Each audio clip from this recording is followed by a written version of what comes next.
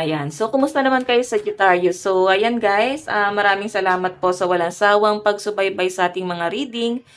At sa mga nagtatanong kung paano po magpa-private reading, ay iiwan ko na lang yung link sa atin pong description box below. So, Sag, tignan natin kung ano bang inyong gabay, kapalaran ngayong week na to, weekly gabay. And ayan guys, i-remind ko lang kayo na maganda pa rin na alam nyo ang inyong Sun, Moon, Rising, and Venus sign para sa iba nyo pang guidance, okay? Sagittarius, Sun, Moon, Rising, and Venus sign. Gabay ngayong week na to.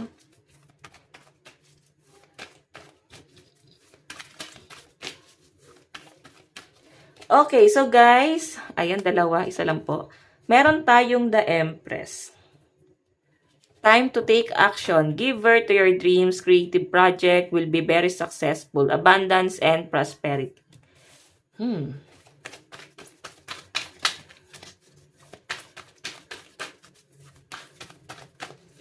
Meron tayong the High Priestess.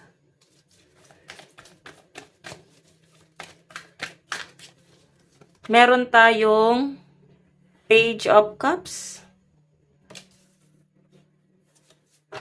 Okay. So guys, sa pinapakita sa akin dito, mas gumagana yung instinct mo, no? Mas gumagana yung pagiging spiritual mo ngayong week na to. Maaaring ikaw ay nakaka-experience ng pagiging emotional dahil nga maaaring ikaw ay nangungulila sa pagmamahal ng isang tao. Okay? Pwedeng nafe-feel mo, Sagittarius, na para bang ang laki ng pagbabago ng taong to. Nandun pa rin ikaw sa point na hoping ka pa rin na parang yung emosyon or pwedeng mabago pa yung pananaw na tong taong to. Pwedeng bumalik pa to sa dati. Pwedeng na doon ka sa point na yon. Okay? So, ang pinapakita sa akin dito guys, maaring ngayong week na to may pag-uusap sa inyo. Maaring magkakaroon ng masinsinang pag-uusap sa inyo. Okay? Na parang gusto nyong isettle but sa ibang bagay. Okay? May settlement pero sa ibang bagay yun nakikita ko rito. So, Sag, kung makikita mo, dahil nakapokus ka sa emosyon mo, nakakaligtaan mo yung trabaho mo. Na parang ito yung mas importante dapat sa inyo na dapat ito yung mas pinagtutuunan mo ng pansin. Kasi pwede, no, na pag ikaw yung bumigay, lahat ng mga nasalaylayan mo na umaasa sa'yo guys ay maaaring babagsak din. Okay? Maaaring ikaw ay nangungulila or nagbabalance ka ngayon sa energy ng isang tao na maaaring hindi na guys katulad ng dati. Okay? Kasi nahanap mo pa rin yung dating siya Nakikita ko guys may pagbabago na nangyayari. High Priestess, hindi mo lang to guys tinitignan, no? Hindi mo lang guys tinatanggap sa sarili mo na talagang may nagbago na. Okay? Ngayon, ang sinasabi rito guys, marami ka pang pwedeng ma-discover. So, I think ngayong week na to, yun ang gusto mo. Okay? I-work out yung inyong emosyon. Ayaw mo ng ganitong klase ng pakiramdam. Kaya ang gagawin mo rito, i-overcome mo yan kahit na mahirap para sa inyo. Lahat ng paraan gagawin para lang makarecover. Okay? Dito sa emosyon na to. Okay? Okay, so, Sagittarius, ngayon para bang napapaisip ka ngayon sa loyalty ng mga tao sa paligid mo Kung loyal ba sila sa inyo. Okay? Masusubok mo siya ngayong week na to. Kasi nakikita ko na maaaring mas nagiging introvert ka. Parang gusto mo ng nag-iisa. Okay? Nafe-feel mo na para bang lahat ng pwede mong makaharap ay hindi totoo or magiging tapat sa'yo. Nakikita ko naman guys na open ka pa rin guys sa sa pagtitiwala. Pero sa mga bago. Okay? Ganun yung nafe-feel ko. Or unless kailangan nila guys kunin ulit yung tiwala mo. Tingnan natin, ano tong the Empress?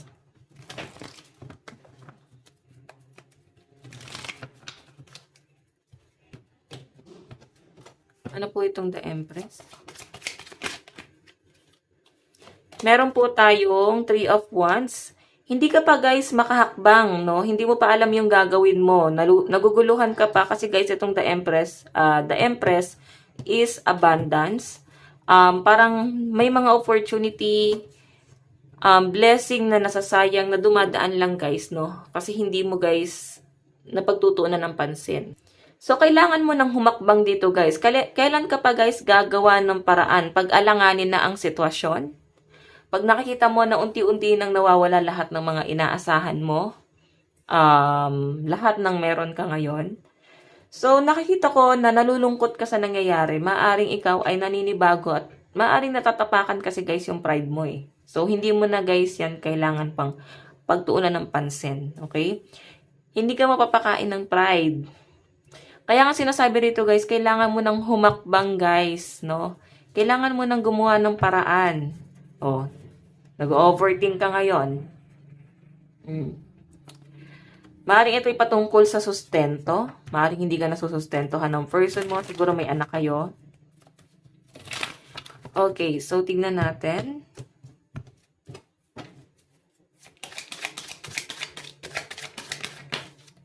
Meron tayong King of Wands. Nakikita ko yung pagiging strong ng inyong energy. Alam mo yung sarili mo, no? Na maano ka eh, matatag ka, matapang ka, napaka-strong, independent person mo. Yun nga lang guys, napanghihinaan ka ng loob dahil lang sa isang sitwasyon or dahil sa isang emosyon. Dahil sa worry mo. So pag ganyan guys, nakikita mo may conflict, sa halip na magmukmok, kailangan alam mo kung paano susolusyonan. Okay, focus ka lagi sa positive, focus ka lang doon sa solusyon. Mahirap guys na magpo-focus ka doon mismo sa sa emosyon. Okay? So tingnan natin ano tong the High Priestess. Ano po yung the High Priestess? So meron tayong the Hierophant. Okay, may pinag-iisipan ka dito pero nakikita ko guys, na doon ka magiging masaya eh, kahit na ikaw ay nasasaktan. Okay, puro ito guys ay action, no? Siguro kasi mabagal yung inyong energy, mabagal yung inyong pagpaplano. May plano pero hindi mo sinisimulan. So makita nyo guys, the Hierophant. Daming tukso sa paligid mo. Maaring ito rin yung nagiging distraction mo.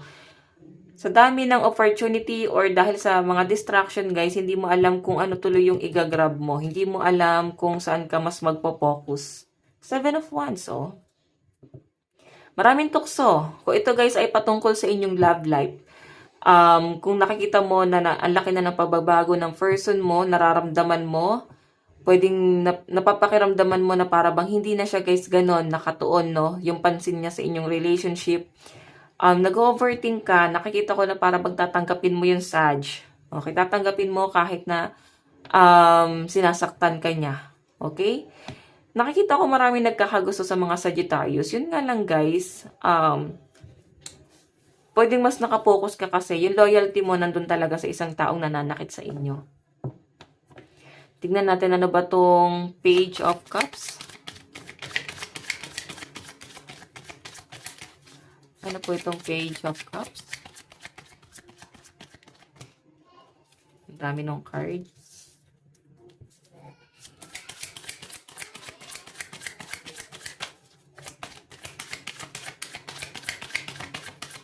Tagal ng card. Meron tayong 6 of Pentacles. Patungkol nga to guys sa pera. Maring ikaw ay may inaasahang pera galing sa isang tao. Oh, pera pa rin. So, huwag ka mawala ng pag-asa guys. Nakikita ko na ikaw ay magkakaroon ng blessing, no? Lalo na pagdating sa inyong pera. Kung meron kang ina-expect na pera guys, paparating na siya ngayong week na to. Iba sa inyo guys, pwedeng parte mo yan. Pwede nag-ahente ka or pwedeng may tulong na paparating sa inyo. Ay na may magbibigay sa inyo. May nakikita ko guys kung ito naman ay sa inyong business. Ayan, maglagay ka ng mga protection sa business mo kasi nakikita ko na magiging maganda ang daloy ng pera sa inyong business kung ito ay sasamahan mo ng intention. Like, iaano mo siya guys, ibe-bless mo siya.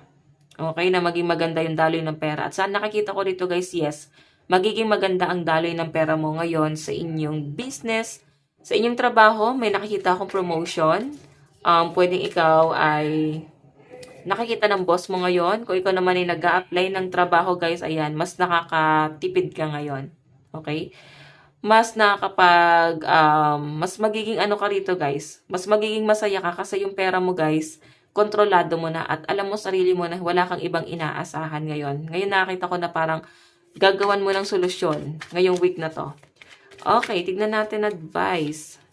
Strategy. Diba kailangan mo ng strategy? And nakikita ko yung pagiging practical mo ngayong week na to. Ayan, may darating na gift sa inyo. Okay? So, magiging practical ka talaga ngayon. Ayan, mas pinapagana mo ang inyong logical. So, tignan natin guys, advice. Meron po tayong detoxify. Meron po tayong be proud of yourself. So guys, sa pinapakita sa akin dito, wala naman guys ibang pangit na nangyayari sa inyo or mangyayari sa inyo. Kasi pinapakita nga sa akin dito, may success talaga na paparating sa inyo. Okay? Maybe in the near future. Okay, so Sag, ito lang naman po ang inyong reading hanggang sa muli. God bless and love you all. Bye-bye po.